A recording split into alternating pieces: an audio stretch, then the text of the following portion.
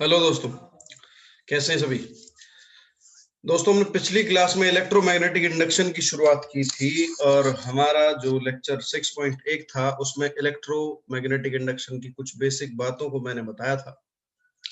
Electromagnetic induction क्या होता है, मैग्नेटिक फ्लक्स क्या होता है, किस प्रकार मैग्नेटिक फ्लक्स में चेंज आने से इलेक्ट्रोमैग्नेटिक इंडक्शन होने से ईएमएफ इंड्यूस होता है और कैसे उस इंड्यूस्ड ईएमएफ की वजह से करंट फ्लो होता है। हमने लेंज लॉ की भी बात की थी, ठीक है। और हमने मैग्नीट्यूड ऑफ ईएमएफ के बाद ईएमएफ को rate of change of magnetic flux का नेगेटिव बताया था जी। आज हम method of producing induced EMF पढ़ेंगे। इसमें 2-3 मेथड हम जरूर पढ़ेंगे। मेरा पेन आखिरकार है कहाँ, कहाँ गया भाई पेन? ओह, मिल गया। ओके जी, तो शुरू करते हैं बिना समय गवाए। देखिएगा, मैं स्क्रीन फुल कर लेता हूँ।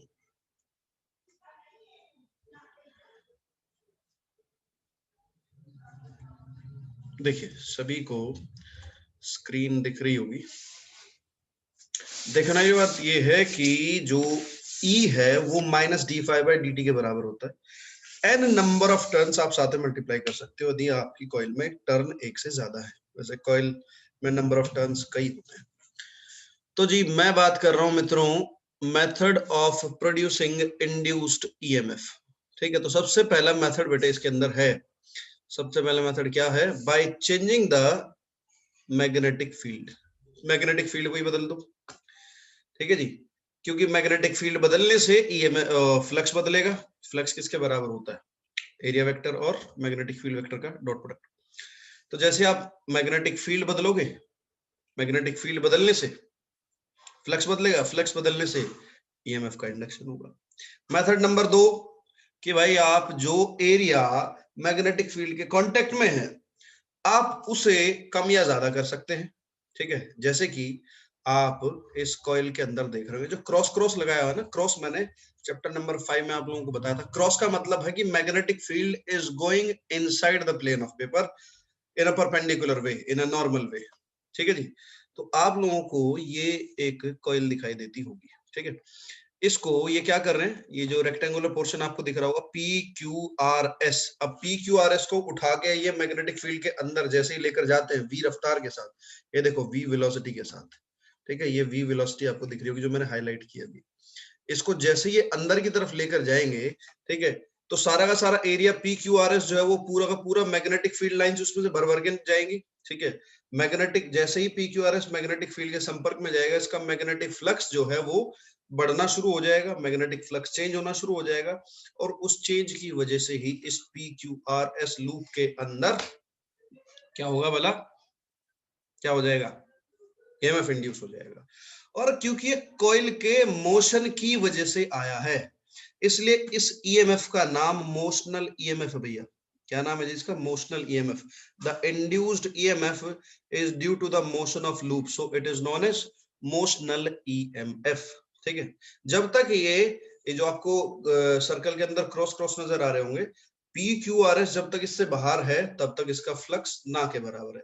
जैसे PQRS, ठीक है, यानी कि P पहुंच जाए कहां पर सर? P पहुंच जाए P से P डैश पर और S पहुंच जाए S से S डैश पर, तो Q चला जाएगा यहां पर और R आ जाएगा यहां पर। ये ठीक ऐसे ही जैसे कि बाहर से उठा के अंदर रख दिया। V वेलोसिटी के साथ ये आया है। इसकी जो लंबाई है वो क्या है जी? L है। खैर इसमें ऑलरेडी इन्होंने दूसरी तरफ दर्शा रखी है, देखो ये मैं हाईलाइट कर देता हूँ। ये वाली इसकी लेंथ, इन्होंने आर्म की लेंथ जिसको पकड़ के अंदर लेके जा रहे हैं इसको, ठीक है। तो एरिया जो फिलहाल मैग्नेटिक फील्ड के साथ कांटेक्ट में आ रहा है वो कितना है? DA, बीच में पॉइंट किया हुआ है, दिस इज DA एरिया। तो सर फ्लक्स कितना है जी? फ्लक्स है d∅, लिख के बताता हूं। तो फ्लक्स d∅ सीधा सीधा किसके बराबर है? B और DA, ठीक। अब जो DA है, DA जो है, ठीक है, उसमें एरिया किसके बराबर? रेक्टेंगुलर लूप का length into breadth. L length तो इसकी सेम ही है, ठीक है, पर जैसे जैसे एरिया अंदर घुसता जाएगा तो जो इसकी ब्रेड्थ है वो किसके बराबर हो जाएगी? ठीक है, इसकी वेलोसिटी इनटू टाइम, ठीक, यानी अगर मैं आपको इसको बहुत सिंपल साधारण ढंग से समझाऊं दूसरे तरीके से, ठीक है, ये डायग्राम थोड़ा कॉम्प्लेक्स आप लोगों को लग रहा होगा। देखो जी, मैं इसको दूसरे तरीके से समझाता हूँ आपको। ये है सर,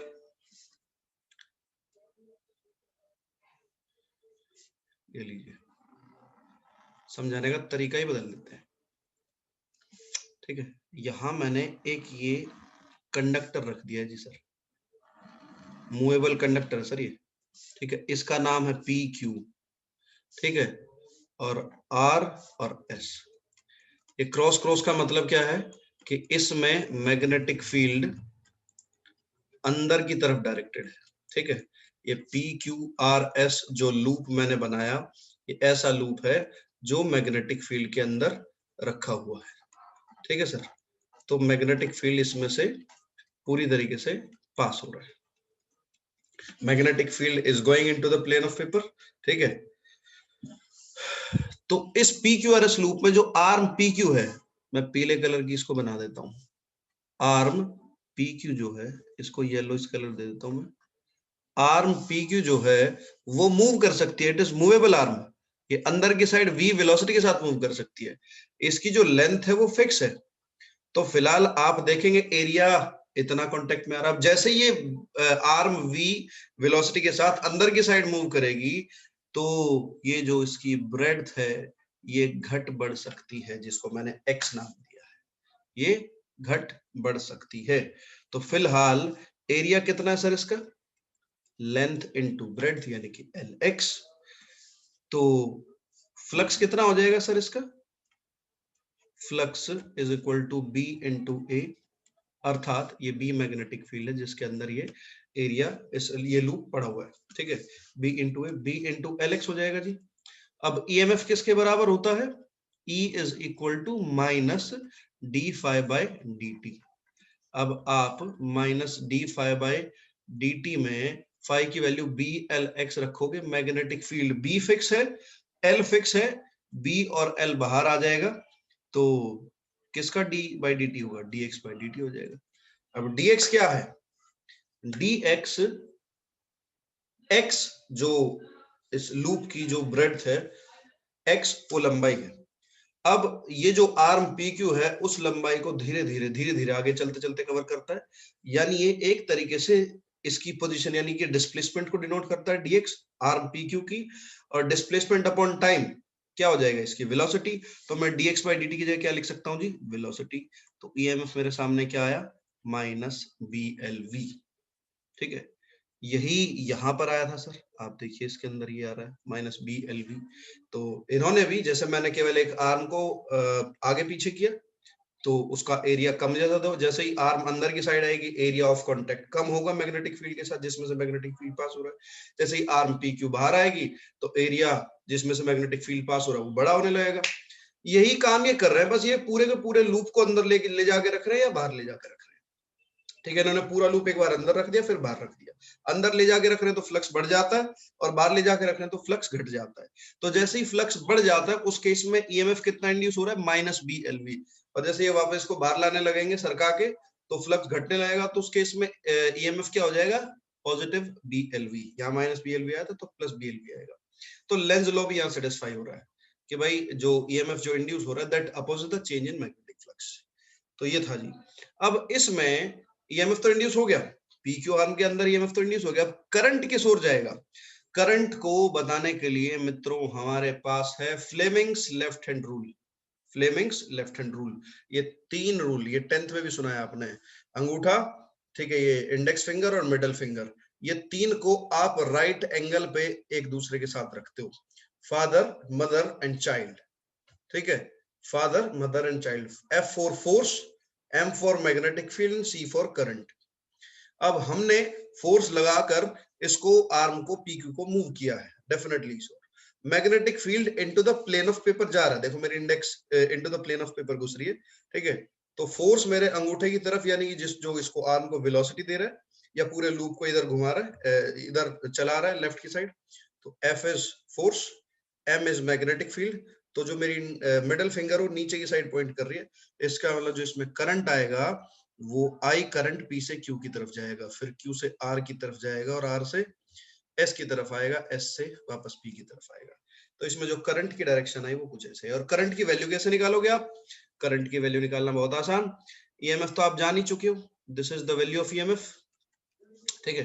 तो करंट जानने के लिए आप ईएमएफ को रेजिस्टेंस ऑफ द कॉइल से डिवाइड कर दीजिए, यानी minus B L V by R, very simple, ठीक है। बाहर निकलते समय जैसे ही पी क्यू आर बाहर की साइड आएगी वापस, तो plus B L V by R. तो माइनस तो एक तरीके से ये डायरेक्शन को डिनोट कर रहा है, यानी कि जब आर्म अंदर की साइड जा रही है, लेफ्ट की साइड जा रही है, आर्म पी क्यू लेफ्ट की साइड मूव कर रही है, तो करंट पी से क्यू की तरफ आया। अगर ये उल्टा मूव कर दी तो करंट क्यू से पी की तरफ आता, क्योंकि आप फोर्स की डायरेक्शन चेंज कर देते उस केस में। तो सर ये था मोशनल ईएमएफ, जो कि कंडक्टर के या फिर लूप के मोशन की वजह से लूप के अंदर ही इंड्यूस हुआ, ठीक है। इन्होंने Fleming's left hand right hand rule को यहाँ पिक्चर में दिखाया, आप पढ़ सकते हैं, ये नोट्स में शेयर कर दूंगा आप लोगों के साथ, ठीक है। तीसरा है, दो पढ़ चुके हैं, मैग्नेटिक फील्ड को चेंज किए या फिर एरिया लिंक्ड को चेंज कीजिए। तीसरा, आप orientation of the coil with magnetic field को बदलिए। ओरिएंटेशन का मतलब थीटा है, क्योंकि सर आप भूलिए मत कि flux B A cos theta होता है। आप होगे सर पिछले में तो आपने कॉस थीटा बताया नहीं, तो ये कॉस थीटा मैं बताया था, मतलब अंडरस्टूड था। क्या था? मैग्नेटिक फील्ड भी अंदर की साइड घुस रहा था, एरिया वेक्टर भी उसी के साथ अंदर की साइड ले लीजिए आप। तो एरिया वेक्टर और मैग्नेटिक फील्ड दोनों सेम डायरेक्शन में, तो क्या एंगल बनेगा? 0 डिग्री। तो cos 0 कितना होता है? 1, तो इसलिए नहीं लिखा मैं, ठीक है जी। तो phi equal to B A cos theta होता है। जब बी नहीं चेंज कर रहे हो, ए नहीं चेंज कर रहे हो, तो थीटा तो बदल सकते हो ना। और उसका पूरा साक्ष्य, पूरा प्रूफ इस डायग्राम के अंदर है। देखिए, मैग्नेटिक फील्ड एरो, नीले एरो से आपको राइट में जाता दिख रहा है, वहीं पर एक loop P Q R S रखा हुआ है जी, एक आर्म पी क्यू, एक आर्म आर एस है, उल्टा लिखा नालायकों ने, ओके। तो आप जैसे इसको घुमाते हैं, रोटेट करते हो आप इसको, इसी के एक्सिस पे, मिड में से इसके एक्सिस ऑफ रोटेशन है, और रोटेशन की डायरेक्शन दिखा रखी है इन्होंने, ओमेगा एंगुलर वेलोसिटी से यदि ये घूमता है, तो घूमने पर क्या होगा? इसका एरिया वेक्टर देखिए, अभी मैग्नेटिक फील्ड यू है, देखो मेरा पेन इस हथेली पे कैसे, हथेली का एरिया वेक्टर भी ऐसे ही, मैग्नेटिक फील्ड भी ऐसे ही। हथेली का एरिया वेक्टर इस मार्कर से, ये देखो जी, मार्कर मेरी हथेली के एरिया का एरिया वेक्टर है। हथेली को मान लीजिए लूप, तो ये काले रंग का पेन है मैग्नेटिक फील्ड। कितना एंगल बन रहा है जी? 0 डिग्री। अब ये यूं घूम जाए मेरी तरफ, तो मैग्नेटिक फील्ड कितना एंगल बना रहा है? इसका एरिया वेक्टर 90 डिग्री। उल्टा हो जाए तो कितना एंगल बना रहा है जी? 180 डिग्री, ठीक है। और जैसे ये इधर से इधर घूमेगा, मैं नहीं घुमा सकता, तो फाइनली ये पोजीशन में ऐसे आ जाएगा आपकी तरफ, ठीक है। तो कितना एंगल बनेगा? 270 डिग्री। और वापस ऐसे ऐसे आते ही 360, यानी कि पूरा चक्कर काटने पर ये जहां से चला वहीं आ गया, 0 से 90, 90 से 180, 180 270, 270 से वापस 360। तो इसकी ओरिएंटेशन चेंज होती रही, जैसे जैसे एंगल बदला होगा वैसे वैसे cos थीटा की वैल्यू बदली होगी, और वैसे वैसे फ्लक्स की वैल्यू बदली होगी, और जैसे जैसे फ्लक्स बदला होगा वैसे वैसे ही इसके अंदर इंड्यूस्ड ईएमएफ की वैल्यू भी बदली होगी, ईएमएफ इंड्यूस हुआ होगा, ठीक है। तो यही इसमें बताया गया है कि जो फ्लक्स है सिंगल टर्न ऑफ कॉइल के लिए होता है बी ए कॉस थीटा, पर अगर n टर्न्स हो, फॉर n टर्न्स, यही फ्लक्स होता है phi equal to N B A cos theta. अब थीटा एंगुलर डिस्प्लेसमेंट होती है बच्चों, तो एंगुलर डिस्प्लेसमेंट किसके बराबर होती है? एंगुलर वेलोसिटी इनटू टाइम, तो ओमेगा टी हमने लिख लिया, ये इन्होंने बता रखा है, बाय द वे मैं लिख क्यों रहा हूं, इन्होंने ऑलरेडी लिखा हुआ है, ओके। तो phi equal theta equal to omega T, तो इन्होंने फाई की वैल्यू निकाल ली N B A cos omega T. D by D T कर दो, डिफरेंशिएट कर दो, डिफरेंशिएट करने से क्या होगा? एन बी ए तो कांस्टेंट है, ठीक है, cos ओमेगा टी का sin ओमेगा टी आ जाएगा, और माइनस साइन हमने आगे लिख दिया, तो D phi by D T आ गया इतना। अब ईएमएफ किसके बराबर होता है? Minus D phi by D T के बराबर होता है। जब आप D phi by D T की वैल्यू इसमें रखोगे तो माइनस माइनस प्लस बन जाएगा, तो ईएमएफ की फाइनल वैल्यू आपके सामने आएगी E equal to N B A omega sine omega T.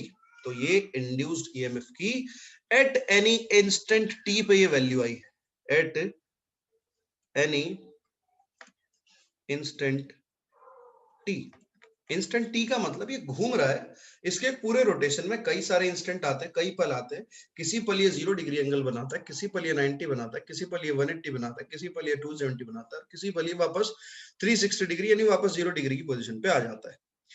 तो अब मैक्सिमम किस इंस्टेंट पे होगी? मैक्सिमम उस इंस्टेंट पे होगी जहां इसका साइन ओमेगा टी मैक्सिमम होगा, ठीक है। तो साइन थीटा अर्थात साइन ओमेगा टी कब मैक्सिमम होगा?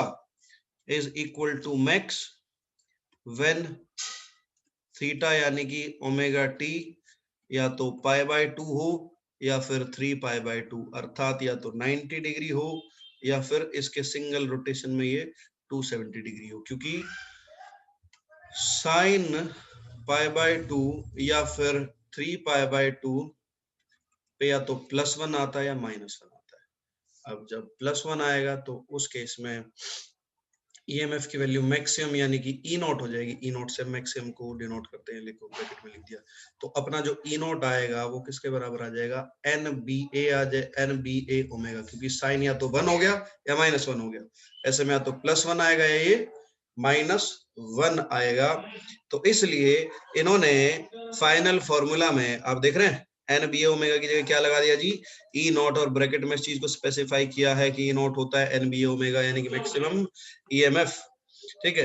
अब मैक्स ये जो ईएमएफ है ये मैक्सिमम केवल साइकिल में 2 बार आ सकता है, एक बार पॉजिटिव में एक बार नेगेटिव में। तो इसको इन्होंने इस वेव डायग्राम से समझाया कि भाई आप कॉइल को घुमा रहे हैं 0 से 360 डिग्री तक घुमा रहे हैं, आप 0 से चले, आप 90 पे आए, आप फिर पाई पे आए, फिर आप 270 यानी 3 पाई बाय 2 पे आए, फिर 2 पाई पे आए।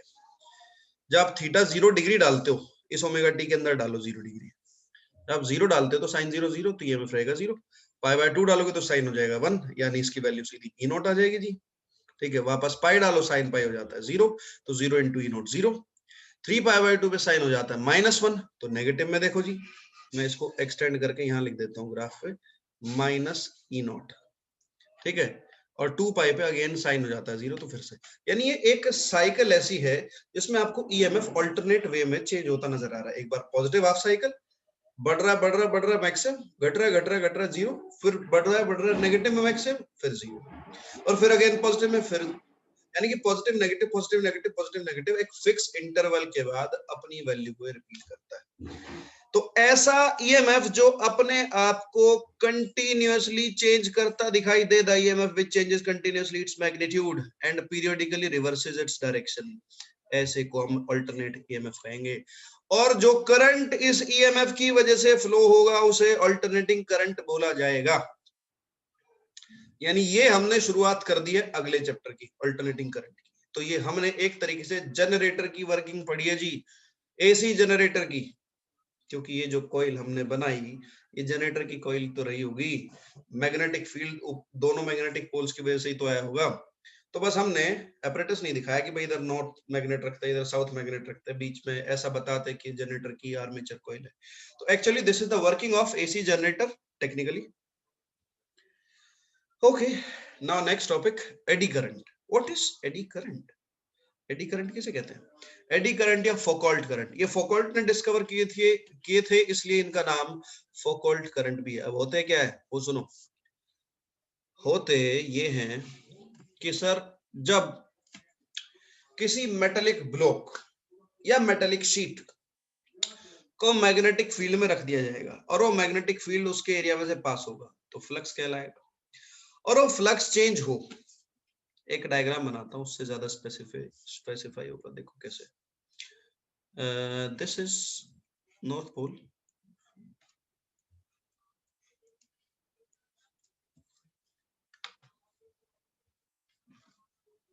and there is a plate of metal,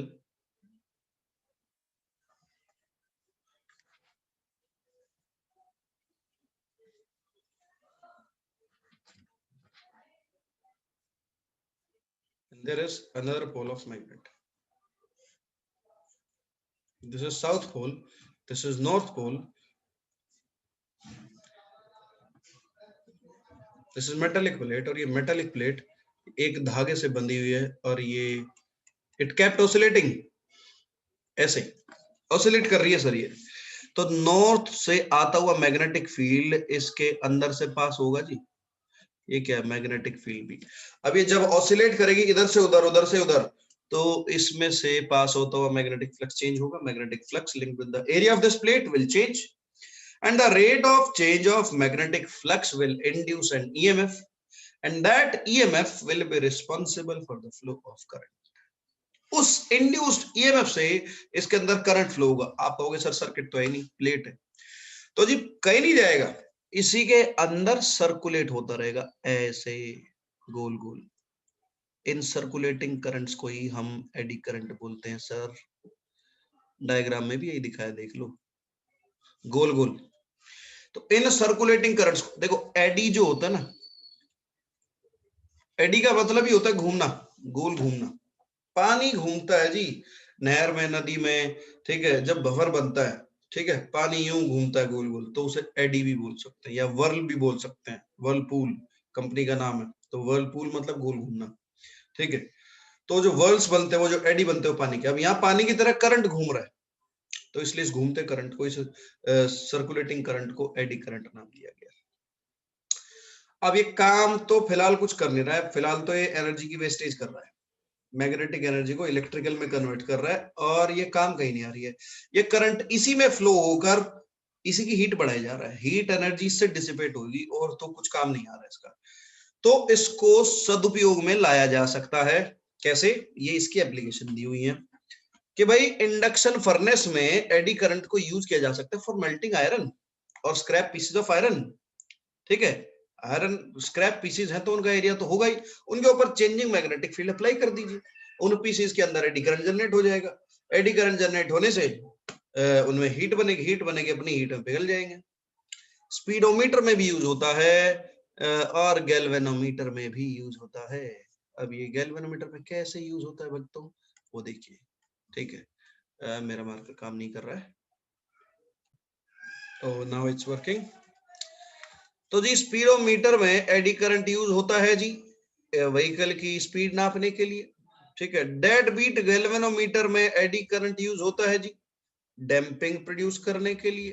कारण देखिए क्या होता है, गैल्वेनोमीटर की जो सुई है, गैल्वेनोमीटर की जो सुई है, गैल्वेनोमीटर की स्क्रीन है, स्क्रीन है, तो उसमें ये ऐसी बीच में जीरो लिखी रहती है, जीरो।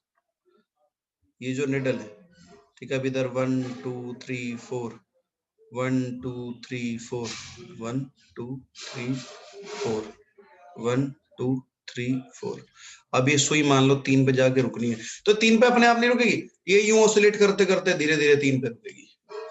अब जल्दी से जल्दी ये बिना ऑसिलेशन के जल्दी से जल्दी ये 3 पे रुके और हमें एक सटीक वैल्यू दिखाए, तो इसका जो ऑसिलेशन है उन्हें रोकना पड़ेगा, उन्हें रोकना पड़ेगा। तो जिस सिलिंड्रिकल फ्रेम जिसके ऊपर कोई लिपटी हुई है गैल्वेनोमीटर के अंदर, I taught you the working of galvanometer in chapter 4। तो गैल्वेनोमीटर में जो मेटेलिक सिलेंडर, जो एल्यूमिनियम फ्रेम, हम जिसके ऊपर कॉपर वायर को लपेटते हैं, जिसके कारण, जिसके करंट फ्लो होने की वजह से मैग्नेटिक फील्ड के अंदर टॉर्क पैदा होता है, टॉर्क पैदा होने से सुई घूमती है, ठीक है।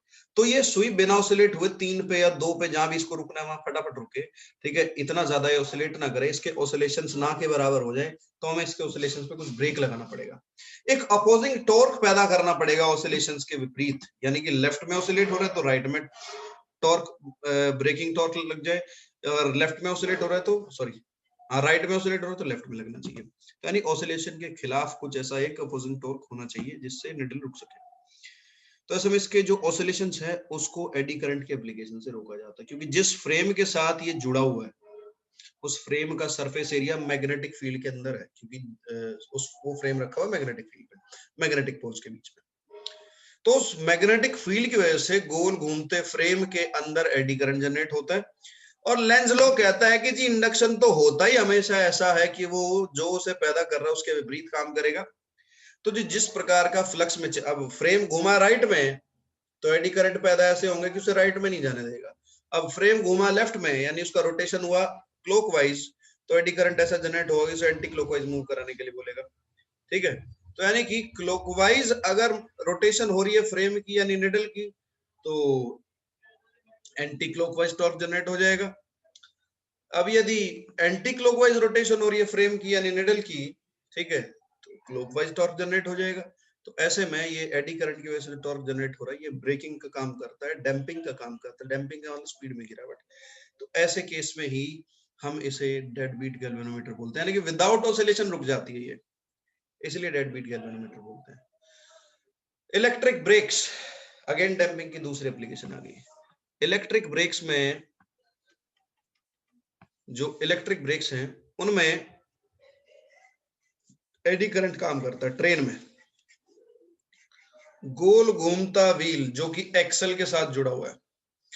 अब हम very high magnetic field goal घूमते एक्सल के ऊपर एक्सपोज करेंगे, अप्लाई करेंगे, तो गोल घूमता एक्सल, रोटेट होता हुआ एक्सल या रोटेट होता हुआ व्हील, जब उसमें मैग्नेटिक फील्ड की लाइंस पास होंगी तो उसके अंदर फ्लक्स चेंज होने से एडी करंट जनरेट हो जाएगा, क्योंकि मेटालिक मास के अंदर, मेटालिक ब्लॉक्स के अंदर, मेटालिक शीट्स के अंदर एडी करंट जनरेट होता है, और वो हमेशा उसकी व्हील की रोटेशन के खिलाफ काम करेगा। व्हील की रोटेशन हो रही है यूं, एडी करंट कुछ ऐसे जनरेट होगा कि वो opposing force, opposing torque generate करने लगेगा, जिससे करंट स्पीड कम हो जाएगी।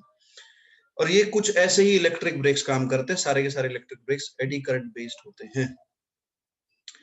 अब ऐसे में हाई स्पीड पे इसकी रिलायबिलिटी और भी ज्यादा बढ़ जाती है, क्योंकि ये कोई फेल होने वाले ब्रेक्स तो है नहीं, क्योंकि मैग्नेट की आदत है, मैग्नेटिक फील्ड लगाते लगाते मैग्नेट थकती नहीं है, तो मैग्नेटिक फील्ड की अपने पास कमी नहीं है, बशर्ते कि खुद मैग्नेट ही ना फेल हो जाए। ठीक है, तो ब्रेक्स के घिसने का भी कोई खतरा नहीं है, क्योंकि ये तो ऐसे ब्रेक है जो विदाउट टच काम करेंगे। नॉर्मल जो मैकेनिकल ब्रेक्स होते हैं वो तो जी टच करोगे तो लगेंगे, टच नहीं करोगे तो नहीं लगेंगे। तो इलेक्ट्रिक ब्रेक्स भी एडी करंट की वजह से जनरेट होते हैं। एनर्जी मीटर्स में, एनर्जी मीटर की जो वर्किंग है वो भी एडी करंट पे बेस्ड है। ठीक है जी। Localise heating of tissues of human body, ठीक है, वो भी क्योंकि एडी करंट की वजह से हीट पैदा होती है, तो हम इसे जनरली सिकाई के लिए भी यूज करते हैं। एडी करंट की एक एप्लीकेशन है, क्योंकि करंट से हीट जनरेट होगी, और हीट जो है वो डायथर्मी एक टेक्निक है जिससे हम लोकलाइज टिश्यूज की सिकाई करते हैं। ठीक है, एक तरीके से उन्हें हीट देते हैं फॉर क्योरिंग। ओके जी, ये सब था अपना एडी करंट। अब बारी आ जाती है, चैप्टर के अंत में लगभग आ गया, सेल्फ इंडक्शन क्या होता है।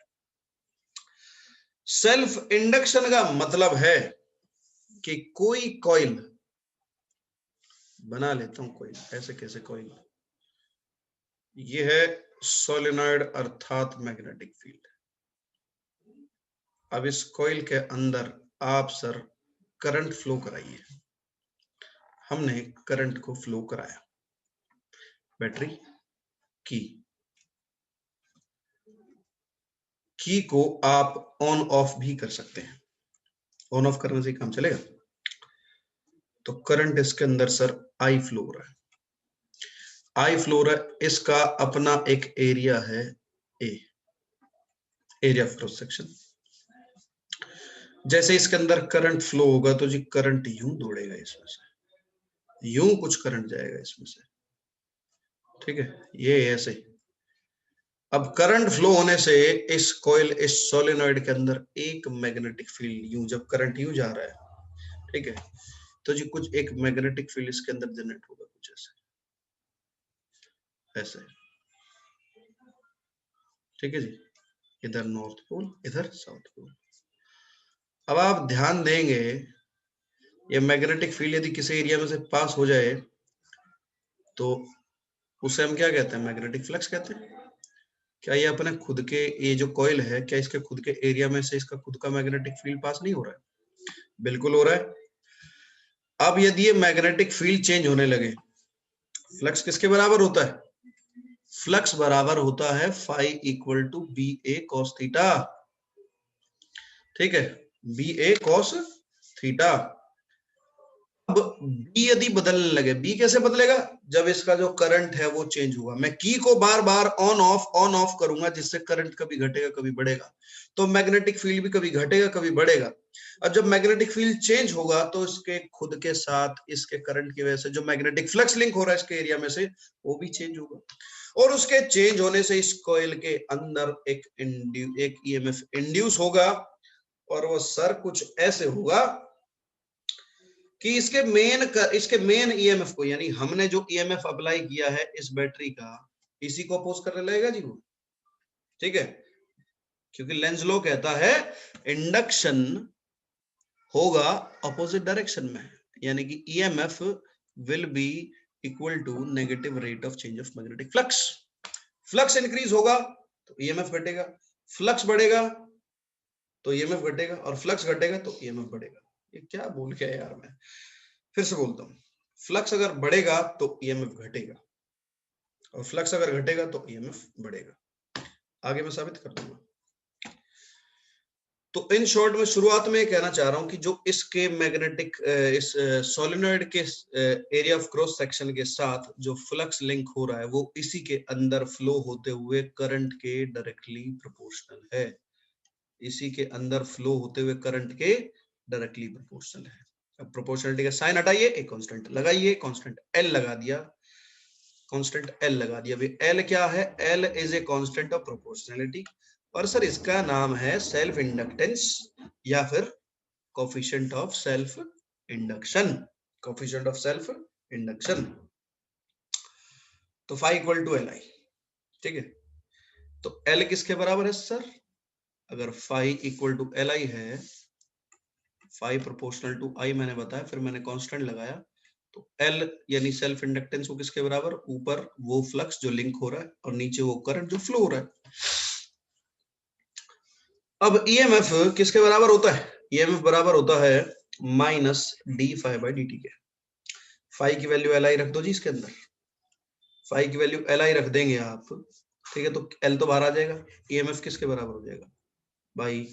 ई is equal to, E is equal to, ये एक तो मिटा देता हूँ, इतना सारा जुगाड़ मैंने भर के कर दिया। देखो यहां लिखता हूं मैं इस बॉक्स के अंदर,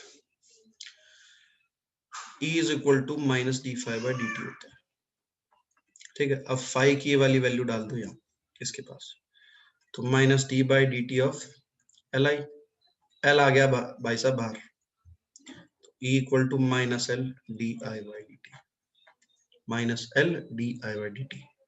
माइनस को अगर अंदर भी रखोगे ना तो ईएमएफ की वैल्यू आएगी L into minus D I by D T. अब आप समझेंगे जो मैं कह रहा हूं, उसका मतलब बार बार जो मैं कह रहा हूं ना, फ्लक्स बढ़ेगा तो ईएमएफ घटेगा। भाई देखो, D I by D T का मतलब है इसके अंदर जो करंट फ्लो रहा है उसका रेट ऑफ चेंज, कभी घटना कभी बढ़ना, और उसके आगे लगा हुआ माइनस का साइन, और माइनस का साइन ये कह रहा है कि अगर रेट ऑफ चेंज नेगेटिव है अर्थात करंट घट रहा है तो ईएमएफ ई पैदा हो रहा है, ठीक है। यानी जो हमारा ईएमएफ इंड्यूस हो रहा है उसका मैग्नीट्यूड इंक्रीज हो रहा है, और यदि रेट ऑफ चेंज अगर नेगेटिव हो जाए तो ईएमएफ का जो मैग्नीट्यूड आएगा वो नेगेटिव हो जाएगा, यानी वो घटना शुरू कर देगा। यानी जब मेन करंट इंक्रीज होगा तो इंड्यूस्ड ईएमएफ उसके अपोजिट करंट को फ्लो कराएगा उसे घटाने के लिए, अपोजिट काम करना है ना उसे, ठीक है। और मेन करंट जब डिक्रीज होगा स्विच ऑफ कंडीशन में, जब ये डिक्रीज हो रहा होगा, जैसे मैं की को स्विच ऑफ कर दूंगा, ठीक है, डिक्रीज होना शुरू कर देगा, तो जी ईएमएफ कुछ ऐसे इंड्यूस होगा, फिर इसको बढ़ाने की कोशिश करेगा। कहने का मतलब कि जब मेन करंट की ग्रोथ हो रही होगी तो इंड्यूस्ड ईएमएफ से डीके कराएगा, और जब मेन करंट का डीके हो रहा होगा तो इंड्यूस्ड ईएमएफ से ग्रो कराएगा। तो इसके ना एक बीमारी है, इंड्यूस्ड ईएमएफ जो इंडक्शन की वजह से पैदा हो रहा है उसका नेचर कुछ ऐसे है, इस शब्द से समझ जाओ कि growth in decay and decay in growth, यानी मेन करंट ग्रो कर रहा है तो इंड्यूस्ड ईएमएफ उसे डीके कराएगा, घटाने की कोशिश करेगा, उसके अपोजिट करंट फ्लो कराने की कोशिश करेगा, और यदि वो डीके हो रहा है तो मेन करंट को उसके साथ चला देगा, ले भाई सारा देश को ग्रो करा। तो ये नेचर है, और यही है इस फॉर्मूले का मेन मतलब। यानी अगर आपको एल निकालना है यहाँ से तो आप ई के नीचे minus D I by D T को ले जाए, कोई दिक्कत नहीं। एल की यूनिट होती है हेनरी, हेनरी, ठीक है। और self inductance is said to be 1 henry जब एक करंट, 1 एम्पियर का करंट कॉइल के साथ 1 वेबर का फ्लक्स लिंक करा रहा हूं, क्योंकि शुरू में मैंने बता दिया कि flux link with the coil is directly proportional to the current. तो एक हेनरी सेल्फ इंडक्टेंस तभी होगी जब 1 एम्पियर का करंट 1 वेबर का फ्लक्स लिंक कराएगा। That's it. तो मित्रों अब हमारे पास एक सोलेनॉइड है, सेल्फ इंडक्टेंस ऑफ सोलेनॉइड हमें निकालना है, उसके लिए एक फाइनल फार्मूला बनाना है। अच्छा, सेल्फ इंडक्टेंस से बेस्ड ये आगे ये और टॉपिक बचा हुआ है हमारा, इसके बाद ये चैप्टर खत्म हो जाएगा। चलिए जी, इसको अगली वीडियो में कवर करने की कोशिश करते हैं वरना ज्यादा लंबी हो जाएगी। ठीक है, ये 2 वीडियो में बैक टू बैक डालूंगा, आप लोगों को समझ आना चाहिए। ठीक है, इस वीडियो में मैं इसको कवर नहीं करता हूँ, सेपरेट वीडियो बनाता हूँ इसके लिए। ठीक है जी, तो self inductance of a solenoid को मैं नेक्स्ट वीडियो में कवर करूंगा। आई होप आप लोगों को यहाँ तक समझ आया होगा। देखिए, जब वीडियो बनाते हैं तो हम एक बार में बना डालते हैं, पर देखो पॉज बटन तो आपके हाथ में है, आप उसे पॉज करो, थोड़ा ब्रेक लेके देख लो, एक बार में नहीं भी समझ आता सारा। ठीक है, आपके पास एक और फैसिलिटी है, आप रिपीट कर सकते हो। बोलते बोलते चीजों को रिपीट नहीं कर सकते, जिस हद तक होता है उस हद तक कर सकते हो, पर आप बीच में पॉज लीजिए। थक गए हो तो भाई अपना चाय पानी पीजिए, 10-15 मिनट गैप देकर पिछली चीजों को वापस पढ़कर आप फिर से आ जाइए। ठीक है, तो आप वन लेंथ में वीडियो को नहीं देखिए, ये तो मैं भी नहीं रिकमेंड करता। So that's all for today, see you, tata, bye bye.